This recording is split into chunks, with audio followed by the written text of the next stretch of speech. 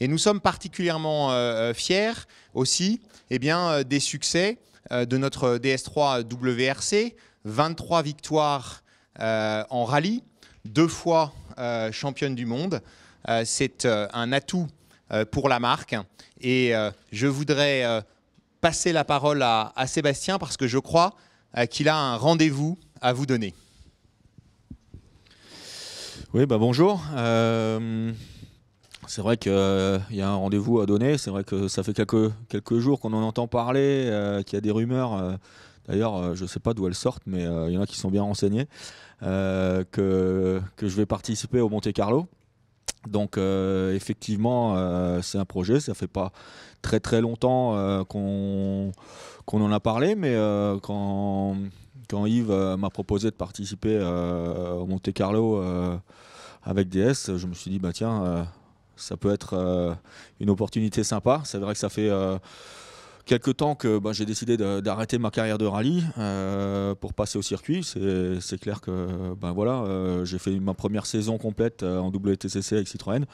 Le rallye reste quand même la passion de mes débuts et j'ai toujours eu l'habitude dans toutes les années, en tout cas ces dernières années, de faire de temps en temps une pige en circuit pour me faire plaisir quand j'étais pilote de rallye. Maintenant que je suis pilote de circuit, la pige pour se faire plaisir et faire quelque chose de différent, ça se tourne vers le rallye.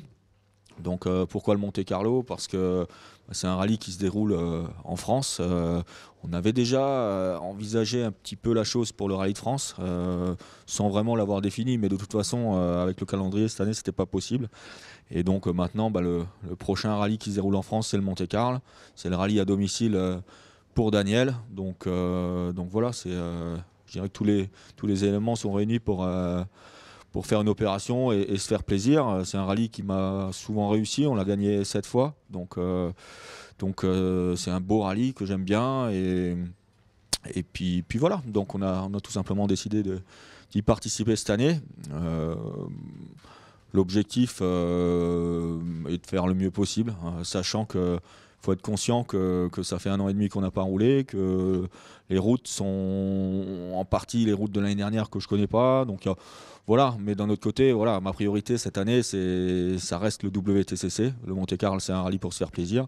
Quand je fais une course, j'essaie toujours de donner le meilleur de moi-même pour réussir. Donc c'est ce que je vais faire une fois de plus et on verra bien ce que ça donnera.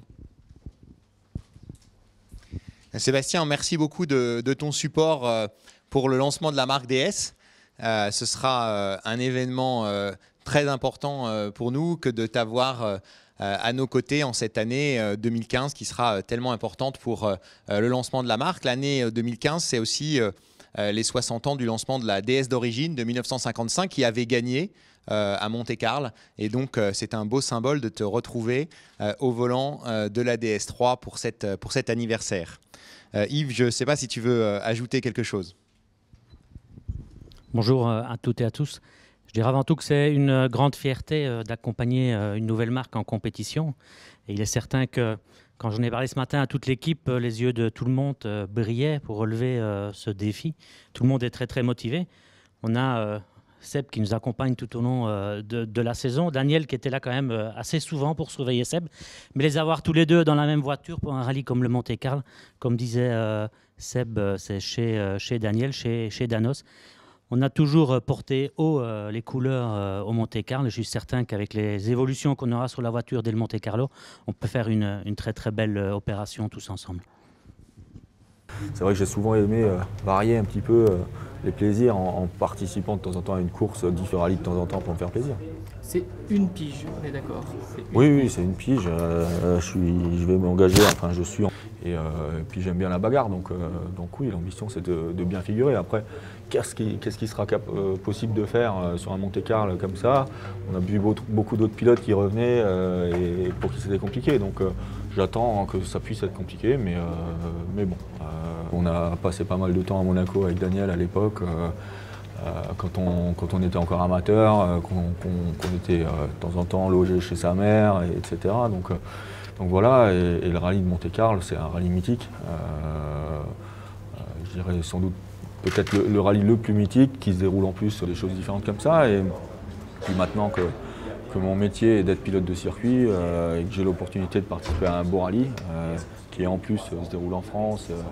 Je vais continuer le WTCC pour la deuxième saison. Donc l'objectif d'avoir progressé et pouvoir mettre en application tout ce que j'ai appris cette année. Donc la priorité reste le WTCC et le Monte-Carlo, c'est une manche pour se faire plaisir. Est-ce que ça te manquait le rallye et tout ça Non, c'est pas que ça me manquait, c'est que c'est vrai que les sensations de rallye sont irremplaçables, on va dire, par rapport à ce qu'on peut vivre dans une voiture de circuit, où l'approche, la préparation, le travail est complètement différent.